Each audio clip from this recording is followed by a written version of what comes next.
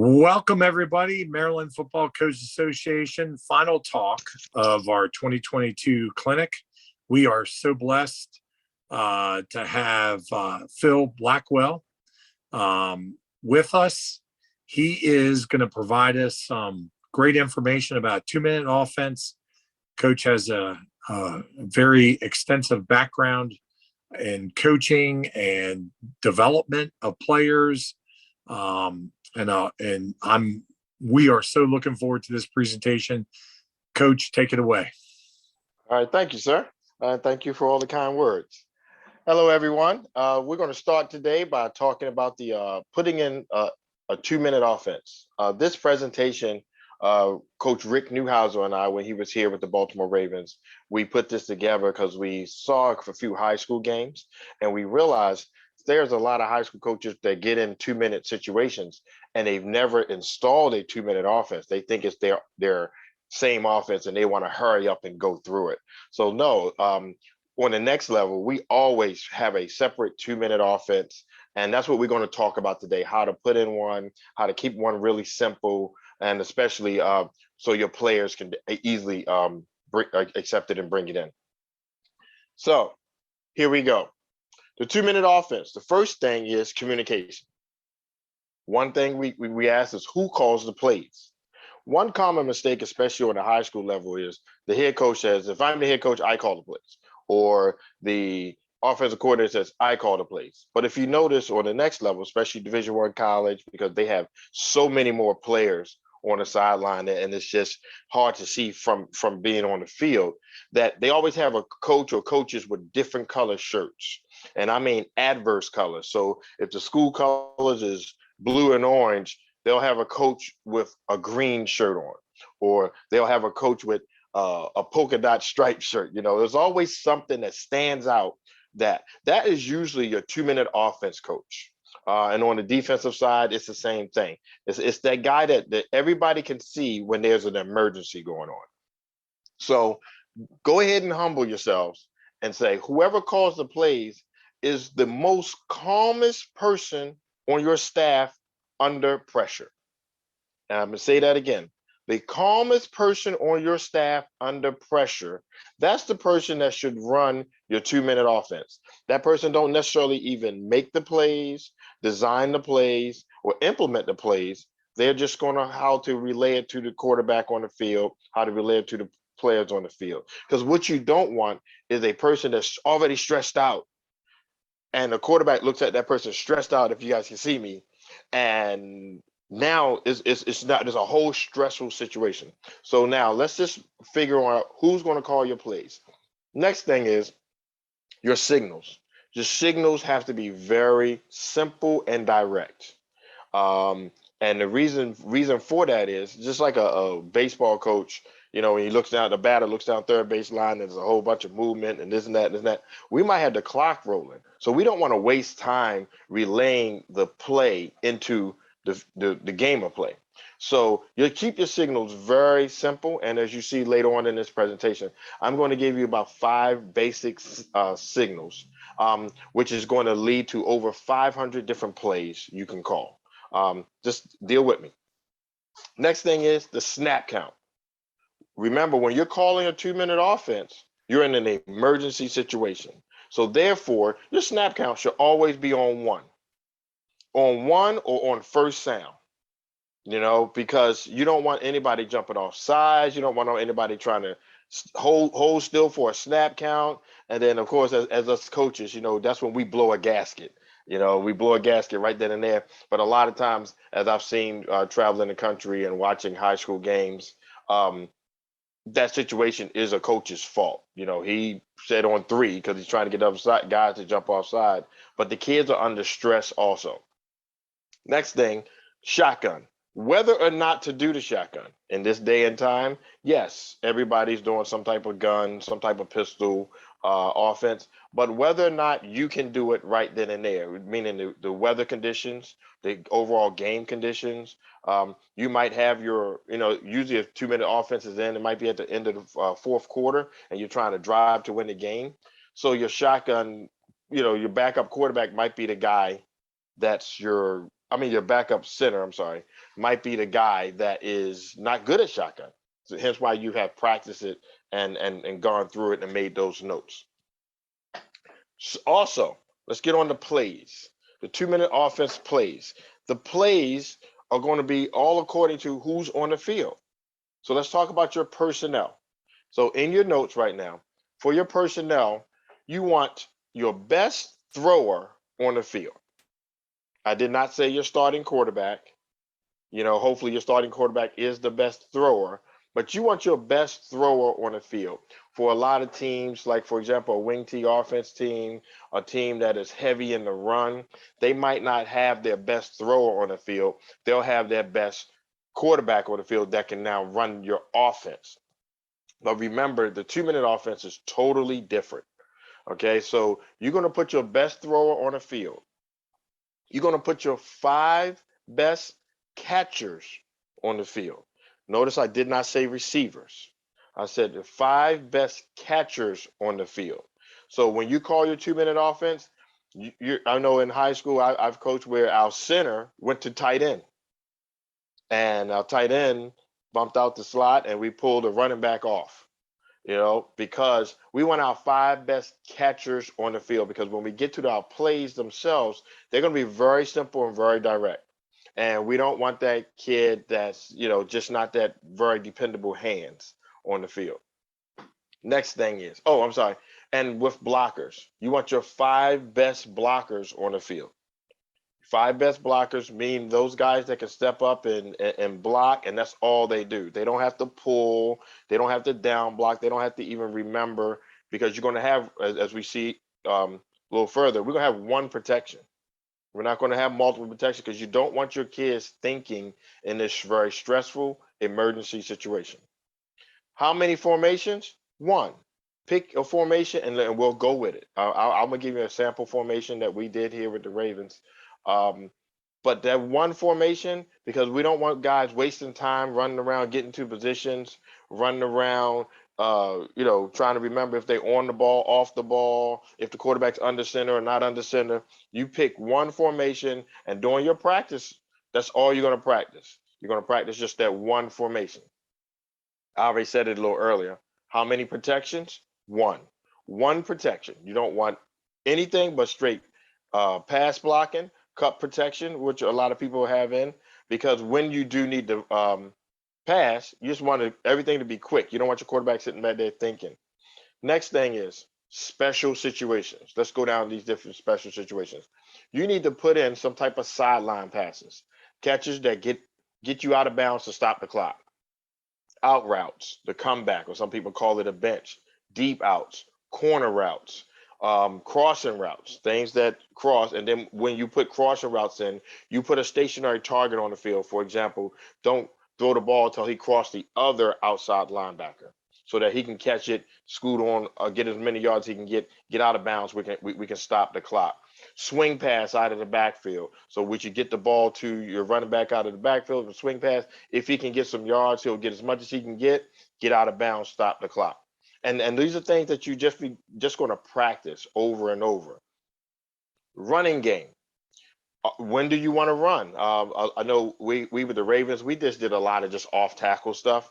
We didn't like sweeping, and the reason why we didn't like sweeping, because it just ran a lot of time off the clock.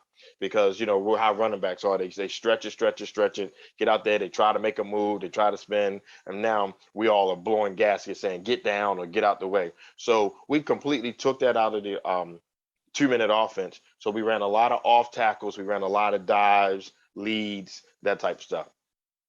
Screens, put in some middle screens, tunnel screens, with the understanding that just like the running game, when that guy or the play ends, the clock will be rolling. Not too many screen plays happen on a complete pass where the kid actually gets out of bounds. So all screen plays, we want to quickly get it to the guy and get upfield. Reason why we didn't did outside screens is because the distance and time it took the ball to get there, and the defense knows you're in an emergency situation. So there's a lot of times they might be pressed, they might be in a cover 2 situation where that DB could break on it and break up the field. But when you do screens, do a lot of tunnel screens, do a lot of center screens, that type of stuff. We here I have changing the launching point. When they say change the launch point, that means be very realistic with your quarterback that's in the game.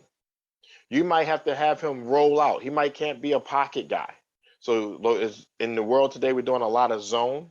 So you might have to zone and have him run one way to throw a shorter pass because his arm isn't as strong. So therefore, you can do a lot of out of bounds routes with him sprinting or doing sprint out. Okay. Next one is the red zone.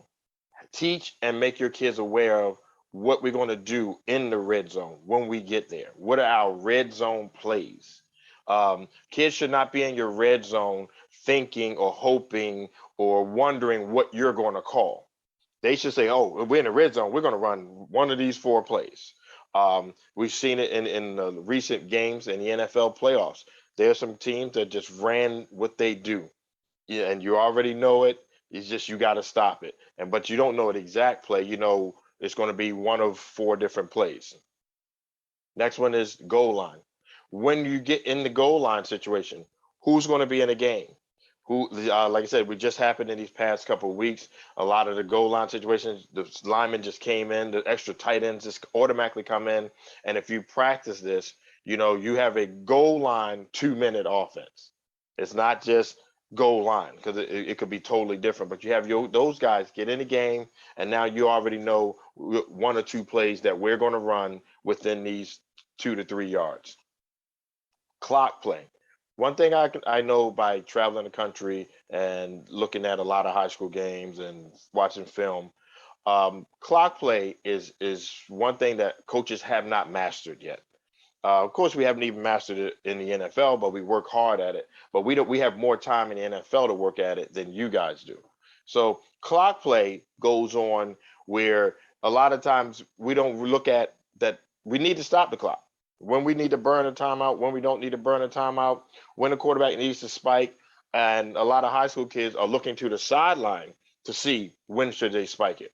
You got to already work that in to their quarterback mechanics. They got to know when to spike it. How are they going to spike it?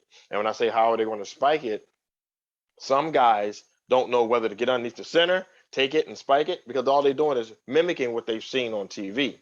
But some guys can do a quick shotgun and spike it. So you have to decide what's best for you and your team and how that works. Positioning play.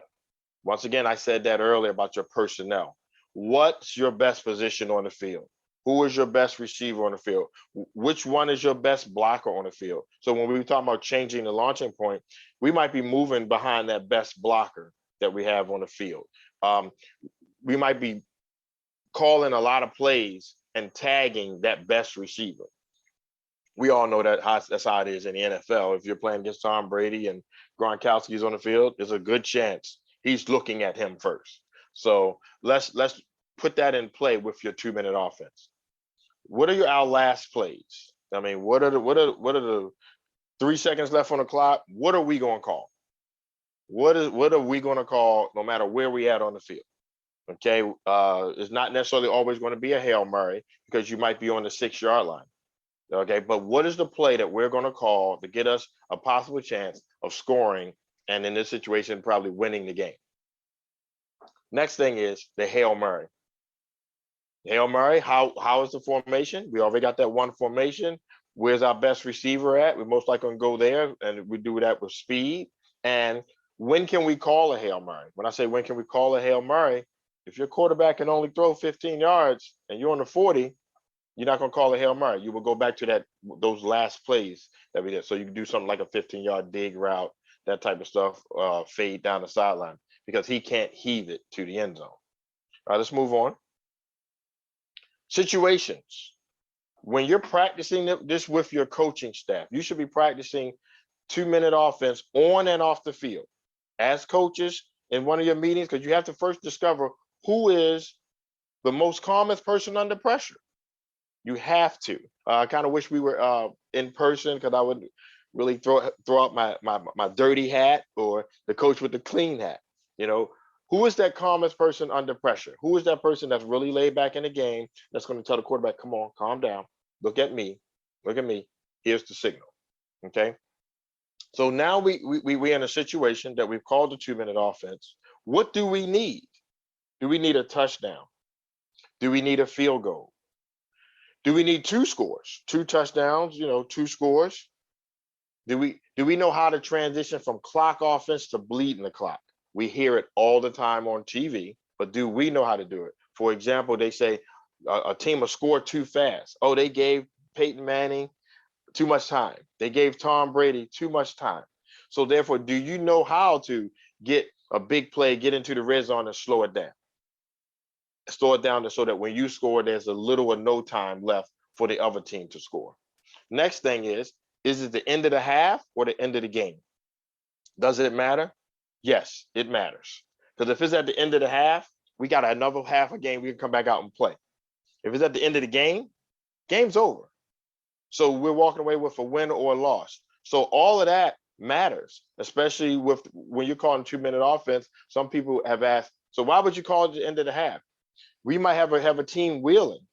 And when I say reeling, he's we have a chance to just put them away and we catch them off guard or not enough men on the field on defense. And we can call that 2-minute offense and we can march down the field and score real quick, go in the half with some positive momentum and knowing that we might coming back out and we already getting the ball again. So those are the reasons why you might call your 2-minute offense at the end of the half. All right, so we want to talk about managing the overall situation. Managing the overall situation. So I want everybody to take a time and think that when you find out you're in a 2-minute offense, it's usually a matter of seconds that you found out. It's an interception, it's a fumble recovery. We actually got the ball back. Everybody's, the stadium's rocking. Oh, yes, now they got to go down and score and they got to win. So which coach is going to be assigned to gather all the information we need? That's one thing coaching staff needs to practice. I said this again, practice off the field.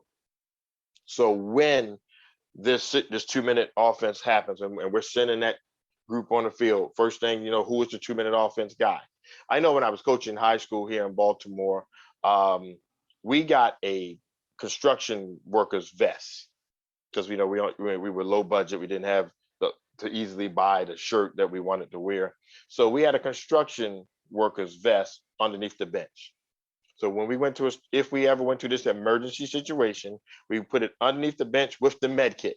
Once again, we talk about emergency situation. A kid could run, get it, another coach could get it, or I could get it, and I put it on. So now I stood out so that the quarterback could see me. While I was doing that quickly, another coach was gathering how many timeouts we had, how many timeouts the other team had, what's the time on the clock. Another coach was gathering the 2-minute offense personnel, getting them ready all on the field. And we're doing all of this simultaneously so that it looks like one smooth activity, one smooth machine. So I start assigning who gathers what information. You might have that. I usually use my defensive guy because he knows defense and I'm calling offense. So he's looking and yelling at me and yelling, but yelling down the sideline to tell me, hey, they're in cover 1. Hey, they're in cover 2. Linebackers shaded, to the A gap, strong side A, that type of stuff. So he's giving me information while I'm making a decision on what play to call.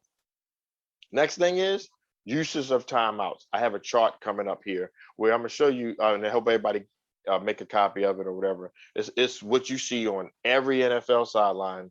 A lot of coaches, college coaches have it, but that big sheet of paper where everybody's talking and covering up their mouth. But in the upper corner, there is a timeout chart.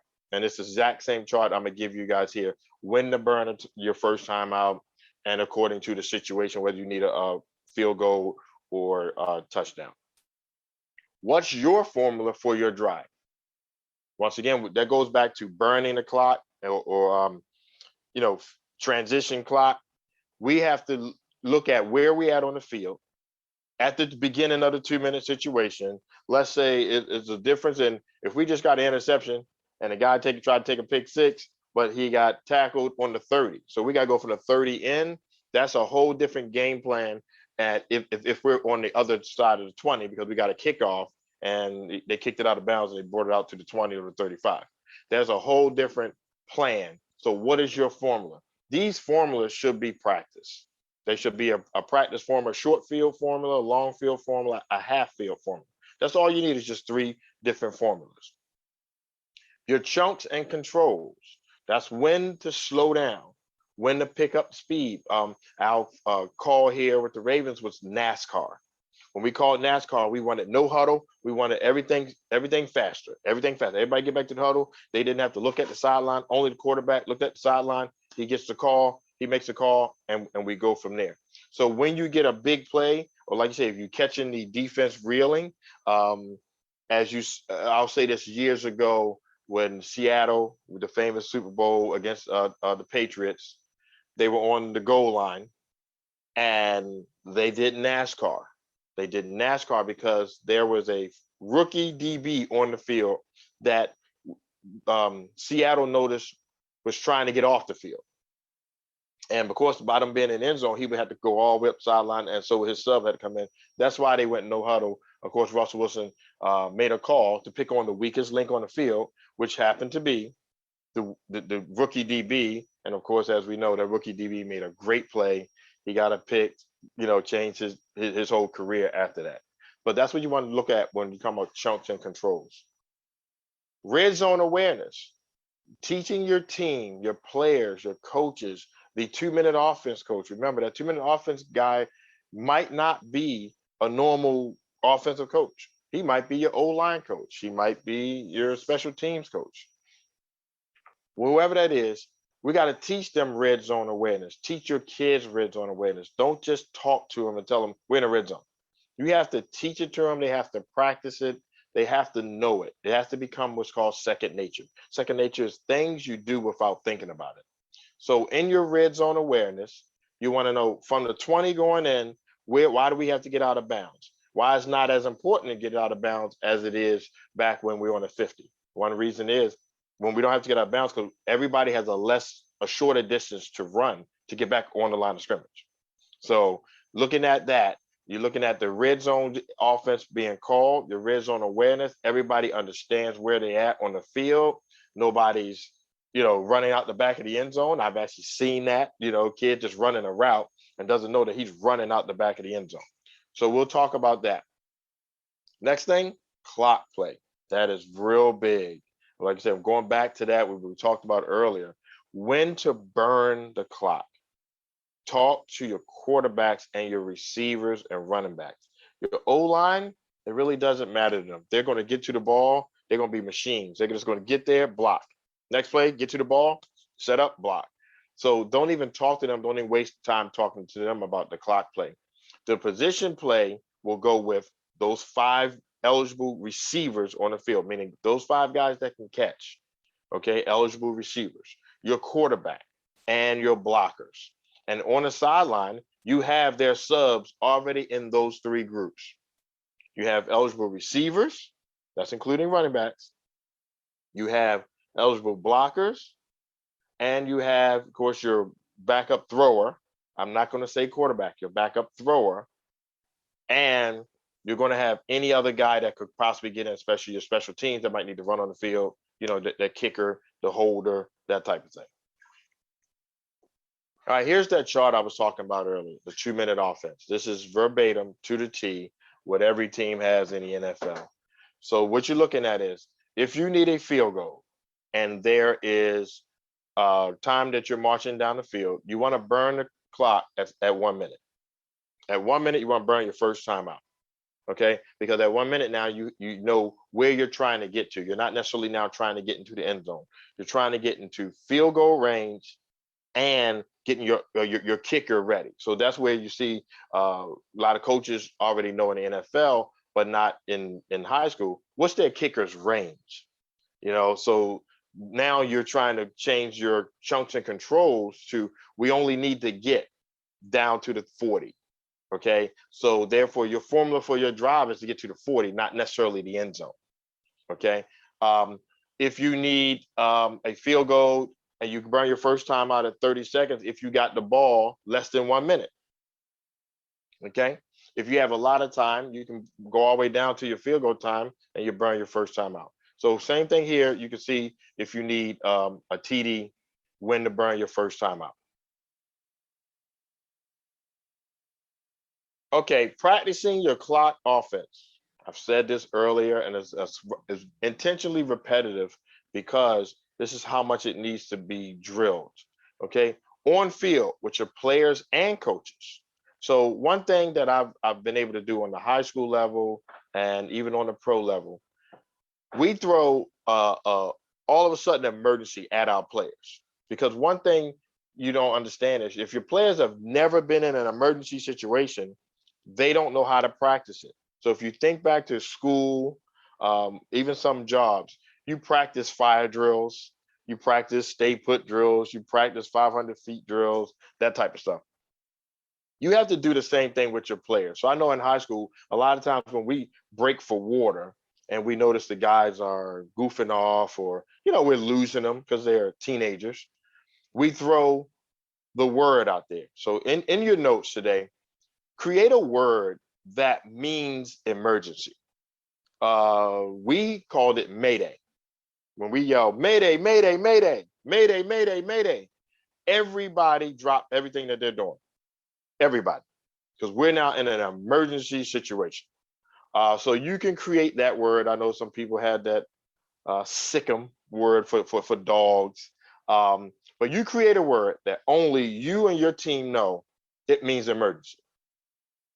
Or every blue moon, just throw it out there. Just call it Mayday, Mayday, Mayday, Mayday, Mayday, Mayday, and you should see everybody running to get to their assigned positions. I mean, even the sideline. So sometimes what we would do, we'll throw the ball out on the field, literally wherever it lands, it lands. We yell Mayday, Mayday, Mayday. Whole team runs to the sidelines. Those 5 best blockers are running out to get over the ball. The 5 best receivers are running and lining up in that one formation we said we're going to have. That best thrower is running out on the field, probably putting his helmet on and trying to find that different color shirt, or who is that 2-minute offense coach. And it might be right in the middle of practice, just to break up the monotony. Okay. And they'll look at you and then you'll yell out a scenario. No defense on the field, no nothing. Just yell out a scenario. We got 80 yards to go, 2 timeouts. It's a minute 10 on the clock. And actually march down the field, teaching the guy when to burn timeout. Yes, no defense on the field, because you can have a coach throw phantom flags. We have holding on the left guard, teaching everybody how to still hold their composure. As it's walked off, they can line up and get on the ball. It's becomes very big because now when people have done it, they're used to it. It's not a crime when it's happening on the field. They're not in shock. Oh, we got this, coach. Let's go. Okay. Hey man, don't jump off sides anymore. So a lot of times you minimize all of your issues when you've already practiced them out, and that's on the field. Now, as you calling out the plays, you're practicing the plays, you calling out the different scenarios. So once again, they're playing against air.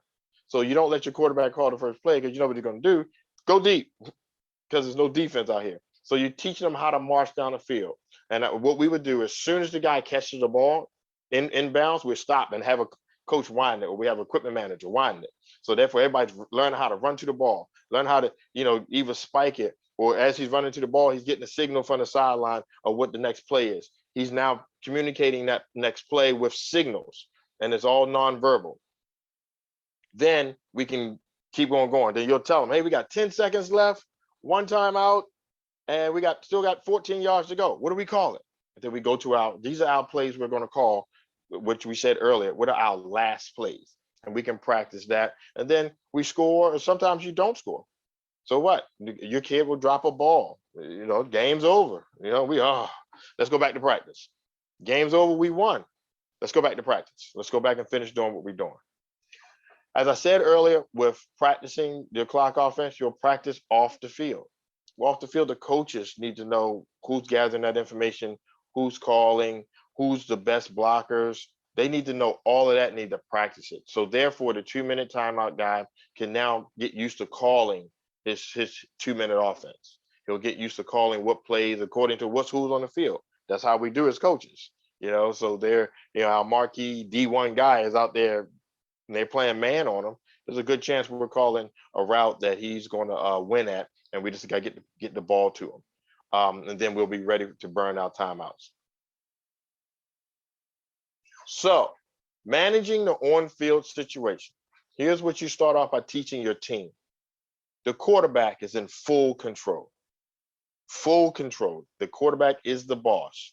And you explain that to your team and all your athletes. The reason why he's in full control, first thing, it's his game to lose. It's his game to win. I'm sorry. It's his game to lose. It's his game to win. So therefore, there's not the receiver lost 5 games. There's always the quarterback lost 5 games. So the quarterback has an 8-game winning streak, that type of stuff. Next thing is nobody talks in the huddle but the quarterback. Nobody. It's complete silence. If anything, the quarterback hears maybe a guy breathing or breathing hard. Because remember, we've called this emergency. And this is an emergency. It's no time for a bunch of opinions. There's no time for, hey, man, I'm open. Hey, throw it to me. We don't want none of that. When you have those kids that do that, don't waste time with trying to overcoach those guys. Pull them out. Pull them out. Put a guy in there that's going to follow directions, because you don't have time. Because if he's showing you he's doing this in practice, he's going to do it in the game. So you have him completely quiet, so therefore they can hear whenever we do huddle up, your quarterback can then verbalize what the play is. But there's other times where we're just going to do signals. You're going to develop a sense of urgency. A lot of times, once again, kids do not know what's important. The things that's important to them is not important to you.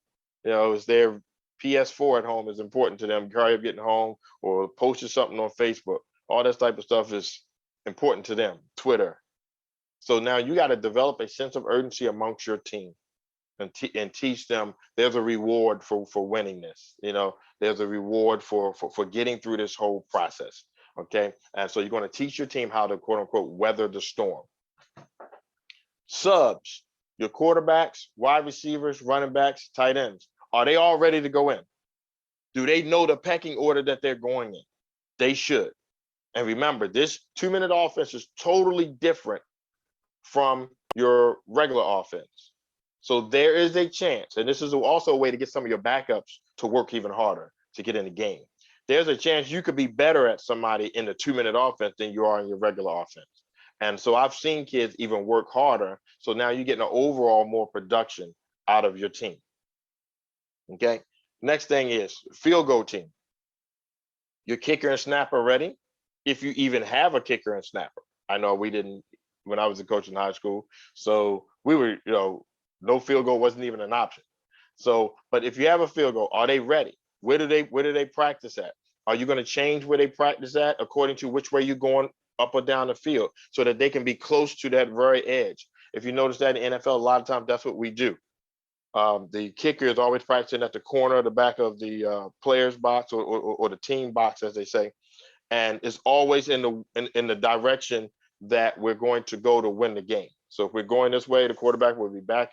I mean, our kicker will be back here at the corner, and the long snapper and the net and all that stuff will be that way. So that's even putting logic into it. Next thing is, who is the signal caller? Who is that guy? Who is that coach? Who's going to be making the signals called? And is he dressed? Is he ready? You know, if you notice in college, I keep saying they wearing lime green shirts and stuff now, which have nothing to do with their overall team color scheme. They're already standing out. I told you also that earlier when I was coaching in high school, we had a vest, a old construction vest, that bright orange and yellow reflective construction vest that we put it on. So the quarterback was just looking for that up when he looked at the sideline. So now we want to distinguish exactly who is your signal caller. So right now, guys, ladies, gentlemen, everybody, coaches, I'm going to put in the 5 basic 2-minute drill plays. These 5 2-minute drill plays are in every NFL playbook, probably in every major D1 college playbook. Some of you guys probably already know some of them and didn't even know that they were strictly 2-minute drill plays combinations. So we're going to put in these 5 basic plays. First play is smash. Take your time and look at your screen and see me. I'm going to give you these signals for them. The signal is smash.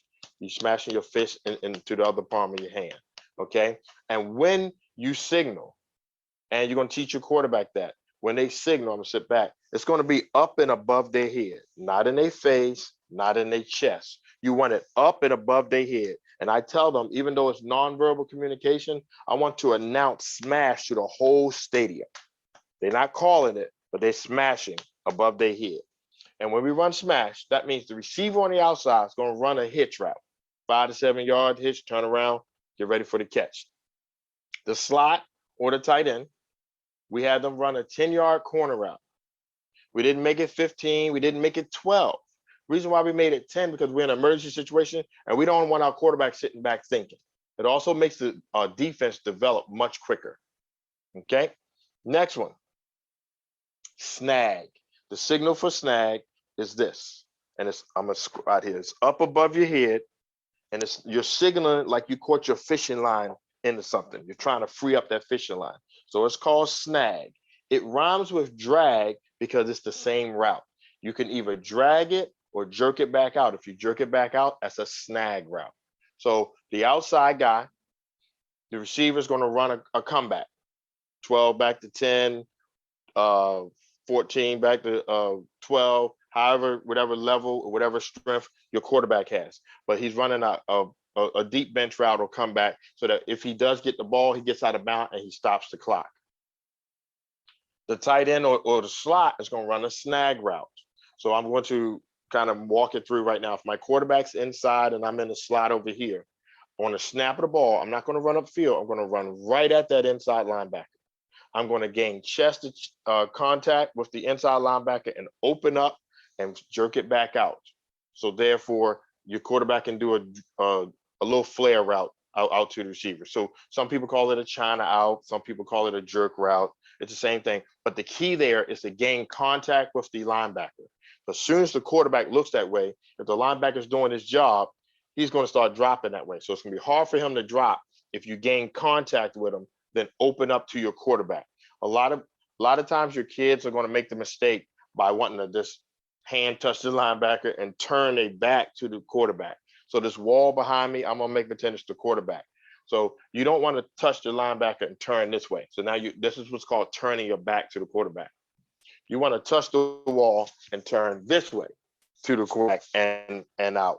The reason being is if your quarterback gets blitzed or he's in any trouble, or that linebacker that he was supposed to hit has blitzed, when he turns around, he now has become the hot route. The check down, it's already right there and he's opening up and he's not turning around and the ball is whizzing past his head. Okay, so the signal again is snag. Next one is deeps. The signal here is deeps. Once again, I'm gonna squat here, I'm gonna throw it up. It's up above my head. I want the elbows locked. I'm doing it just for the screen purpose. But when on the field, you want to teach elbows locked in every smash, snag. Now we're doing deeps. We want elbows locked because, like I said, we want to silently enunciate to the whole stadium. So all your receivers can see it. Okay. So all it is the outside receivers running a go route. He's going to get a release, get down the sideline and shift gears and see if he can take a top off the defense. The tight end or slot route are running 3/4 to half speed or half speed to 3/4 speed. They're not running full speed. They want to get just past the linebacker, but before the safety, that window right there, and that seam route, that's where they would catch the ball at. If you throw the 9 route, it's a 3 ball, it's a rainbow ball over top, and then now he's catching it hopefully for a big play downfield. But that tight end, you want him, the tight end or slot, you want him just to get just past linebacker depth and to turn around and get a dart. But we told our quarterback to put the dart right at his chin. So he didn't have to stretch out. He didn't have to drop. He put it right at his chin. He made the catch. The ball went right in the chest. And then he didn't make any moves. Get as many yards you can get. If you can beat that safety, you beat him. If not, go down and we back on the ball. And that's called deeps. Next one is double option. Here's the signal. Double option, the 2 fists in the air. Okay, and I'm going to put it up above. Once again, your coaching point is to have the elbows of the quarterback locked. Okay, so double option. A lot of times you have to determine the ability of your team. Don't just necessarily put it in. Even in the NFL, we look at things according to what we have that season. You know, just because NFL, we might have to bring some things down, we might have to add some things up. All right. So your outside receiver is going to run the option he has the option of running a post or a comeback or bench, however you want to call it. And that's all according to the safety. If you notice the last 3 plays, the receivers weren't reading anything. They were just going to run their route. And I'll talk about later what the quarterbacks were looking at.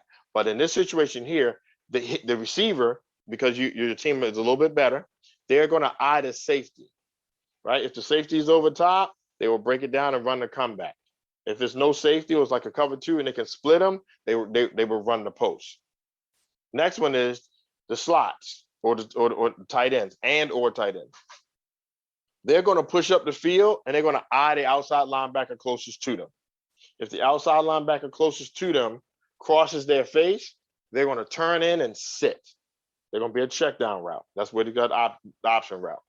If the outside linebacker stays there or vacates away, they're going to turn out and sit, not run away. They're going to sit because the quarterback has his sight lines, which we're going to see in a second, and his sight line going to have to look down. Okay. Next route is double dig. It's two hands like this in the air, and you got me over top. All right. It's two hands. It's called double dig. The outside guy is going to run a dig route. Okay. And you emphasize to your guys, I played receiver in the NFL, so let me break this part down. The dig route is called a dig because the D stands for deep, I stands for in, and G stands for go. It's a deep in and go. Okay. And the opposite of dig is a dog, a deep out and go. Okay. So 10 to 12 yard dig route, which crosses the field. The slot guy is just going to run a seam route. It's going to run a seam route. Now, this seam route, they're going to run full throttle. So therefore, in reality, you'll have both guys going upfield and they're both attacking that safety.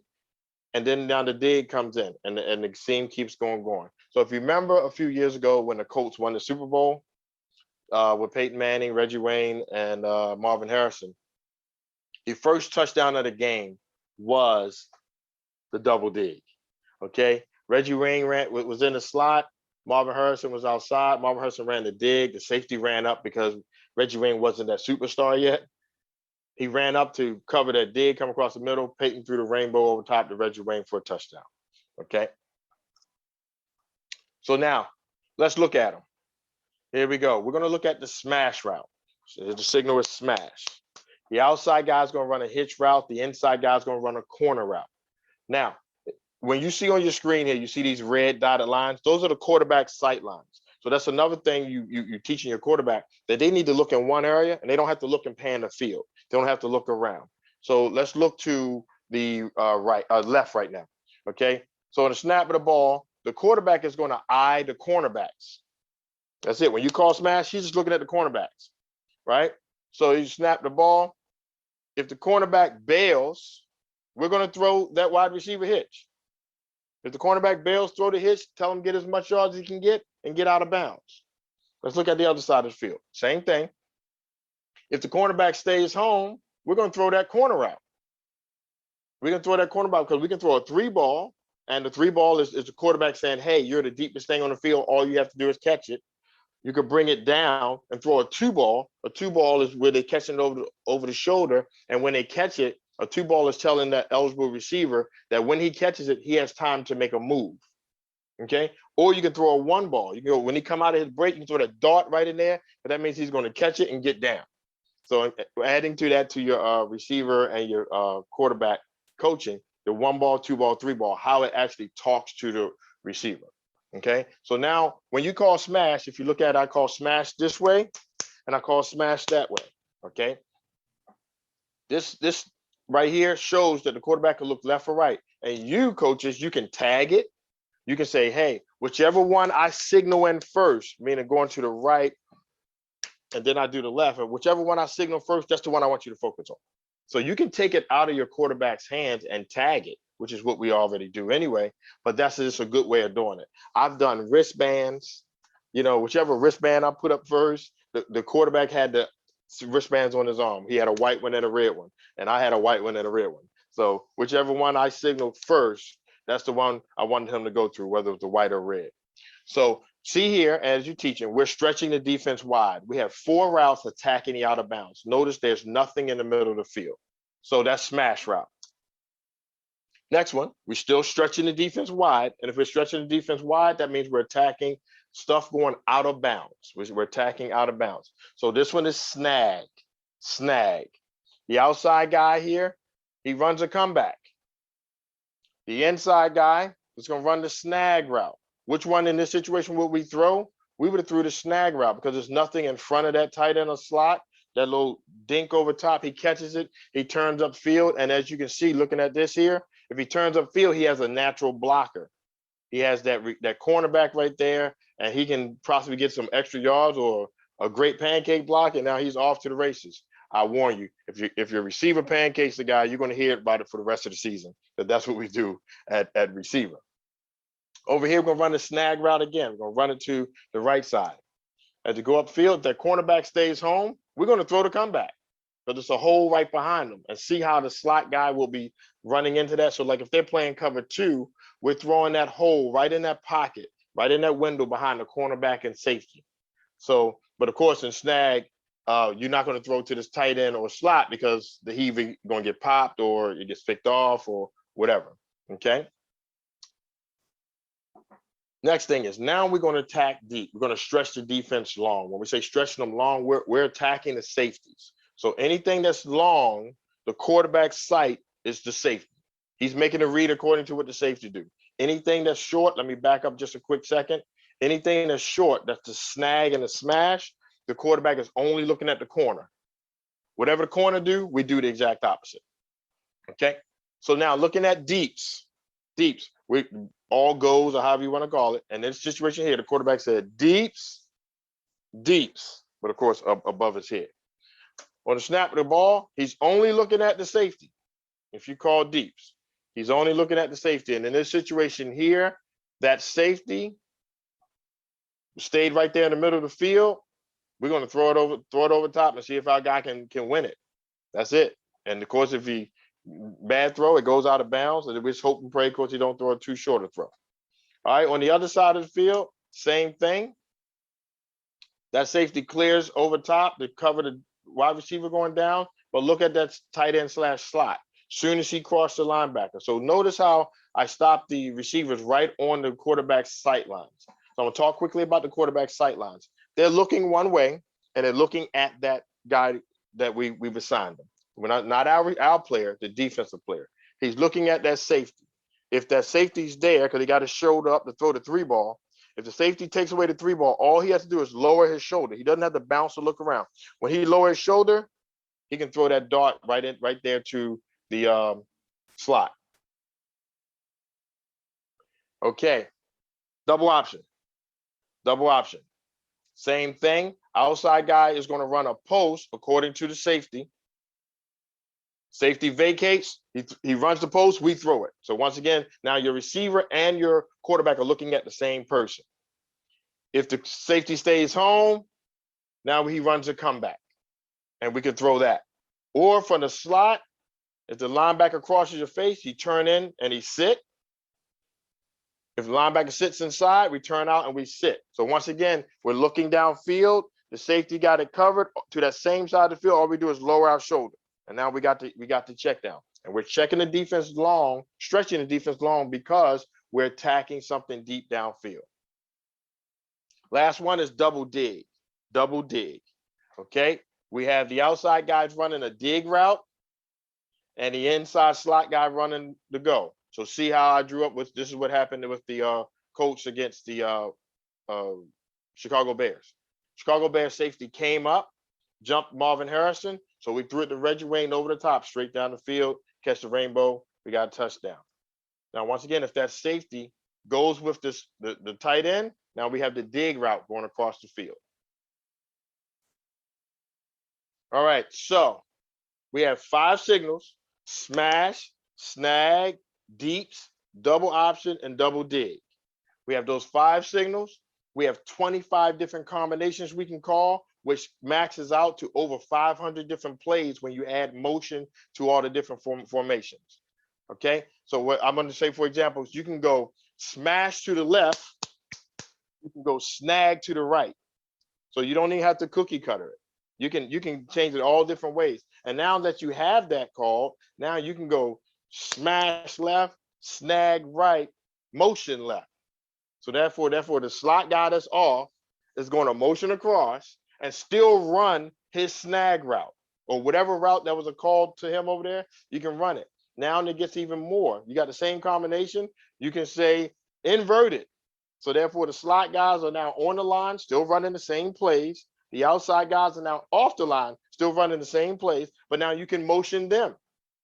And when you motion them across, you can stop him before he get to the slot. That's one whole different play. The defensive assignments change. You can stop him when he's in between the slot and the outside receiver. Once again, a whole different play, whole different combination of routes. Or you can let them get outside the receiver or just behind the receiver and where they can stack and they can run off and run different plays. That's how you get your 500 different play formations. Coach, I think we might be close out of time. I'm here to ask any questions. I hope I wasn't too fast. I'll provide my email and everything for everybody, but I'm here for questions of how to implement a 2-minute drill and put it in. I have this same exact presentation on Coach's Choice, their DVDs. You see it's called Developing a Basic 2-Minute Offense. It says for youth football, it's only because of the way we just talked about it and we broke it down. The only difference that we would have did for the college or the pro level is we'd have got more into what throws the quarterback can and cannot make. Coach, there is a question about tackling. Yes. And how important, and do you do anything specific to address tackling during special teams? No, we don't do anything different. We don't do anything to address special teams when we talk about our 2-minute drill. No, we just do your basic tackle drills. We do a lot of circuits, especially on the pro level, just a lot of circuits because guys are there on the clock. And believe it or not, we can only practice 2 hours a day, just like everybody else. But the players are there for 8 hours because they have other obligations and stuff like that. So I hope I answered that question. Yes, you did. Any other final questions? I don't see it. I know we're right at that time. Coach, we appreciate you taking time out of your day. Time is probably it is the most precious commodity on this earth. And you just provided us with a first-class presentation. This impact is not only going to reach the state of Maryland, but throughout the country. And thank you so much. And you're more than welcome. And I'm looking forward to doing more if you need. Thank you so much. Have a wonderful rest of the day. Same to you.